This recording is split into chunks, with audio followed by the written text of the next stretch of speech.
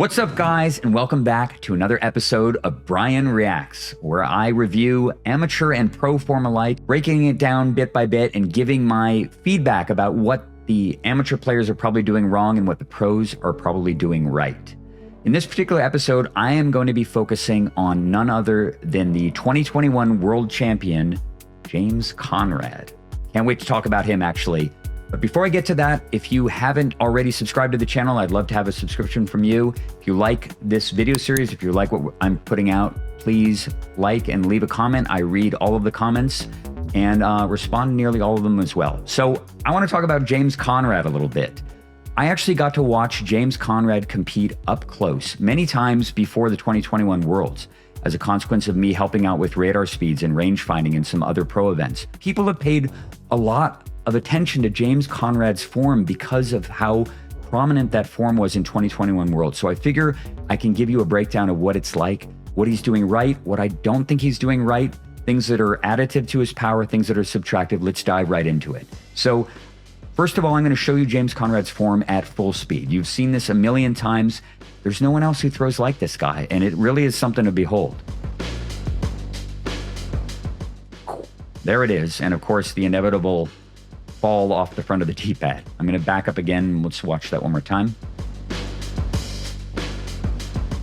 James Conrad's form at full speed. So what does this look like when we break it down in ultra slow motion? We're going to watch this at, I think, a mixture of between 2,000 frames per second and 4,000 frames per second. And you're going to see some stuff that is totally unique to James Conrad. Honestly, nobody else throws like this guy. And if I had to come up with kind of an analogy for it, I would call it hyper-specialized inefficiency. At the beginning right here, of course, James looks like everybody else. He's bounding forward. He's got intensity in his eyes. He's got the disc out in front of his body. I've talked about this before. This is sort of a bit of a counterweighting thing, already of the intention that he's got coming later on, because James does things in his form, both with height and with lateral movement, that are unique to him. And he needs to be counterweighting and anticipating that motion all the time. So you'll notice the disc is moving out in front of his body right here. And he's doing this to counterweight this back foot. He's keeping all of his weight up way in front of his body. And he's about to do something that some people have described as the crow hop. In this case, I don't even know what you'd call this. This is the ostrich hop or something. He's going to go way beyond what a crow would do, bounding off the left foot with a huge amount of energy, floating in the air, but importantly, perfectly balanced. His spinal column perfectly between his feet. So you can jump way up in the air as long as you keep your spinal axis centered completely between your feet. It's a really, really good way to add a lot of energy to your throw. James does this better than just about anyone. And he's hovering perfectly between his feet, just in this balletic fashion. We saw this before in the form of Aaron Gossage. If you watch the slow-mo of Aaron Gossage's form, he does kind of the same thing. He bounds up and kind of floats between his feet with both of his feet off the ground. But James does something extra. He starts backswinging while he's floating off the ground. Most people don't backswing until their back foot is at least touched down to the ground, and they use that loading energy to start to load the shoulders. James doesn't do that. He's actually beginning to turn his shoulders into the backswing before his foot has even contacted the ground. Already backswinging. Now he's touched down, and you can see that his shoulder is already loaded here. And for the barest moment, his left foot, his back foot is in contact with the ground. His leg looks, honestly, it doesn't look like it's really even loading. You can see a little bit of pressure off of this left foot, and he's already extending his arm into the backswing. This is another thing that's really unique to him. If you'll notice, his chin is buried into his shoulder. This actually reminds me a lot of Nicholas Antilla's form. And James's hand and the extension of his arm are at max extension. This is as far back as he will backswing, and he's already loaded the backswing while he's still like in the middle of the footwork. His right foot completely off the ground, his left foot just making bare contact with the ground, and then he's going to move again, still flying forward. James Conrad apparently had an extensive background as a track and field athlete, and it's not clear whether or not he did hurdles or pole vault or high jump. honestly, when I look at his form, it reminds me the most of a triple jumper. If you've ever seen a triple jumper run down the track, it's all about never having 2 feet in contact with the ground at once and perfectly transitioning your feet to bounce from one foot to the other to preserve all of your energy into that final impact off the ground to go fly essentially a long jump at the end of it.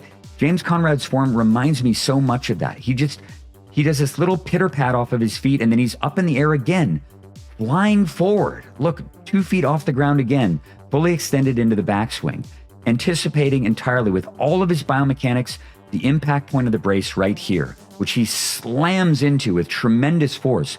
All of his body weight, he's 6'3", all of the leverage of this giant throwing arm about to engage as his arm sweeps. And you'll notice the trajectory. The trajectory of his swing is really interesting too. I think this is one of the reasons actually why James Conrad doesn't throw elite distances, why despite all of the physicality and all of his natural height and leverage advantages, he doesn't really throw the disc faster than about 70, 71 miles an hour.